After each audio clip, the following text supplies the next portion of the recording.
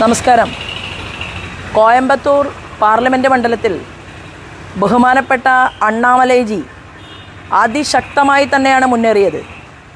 എന്നാൽ സനാതനധർമ്മത്തെ ഇകഴ്ത്തി കാണിക്കുകയും നാടിനെ നശിപ്പിക്കാൻ വേണ്ടി ഏത് ശക്തികളുമായി കൂട്ടുകൂടുകയും പണാധിപത്യം കൊണ്ട് ജനാധിപത്യത്തെ അട്ടിമറിക്കാൻ ശ്രമിക്കുകയും ചെയ്ത സ്റ്റാലിനും കൂട്ടരും തമിഴ്നാട്ടിൽ സാങ്കത്തികമായിട്ട് വിജയിച്ചിട്ടുണ്ടാകാം.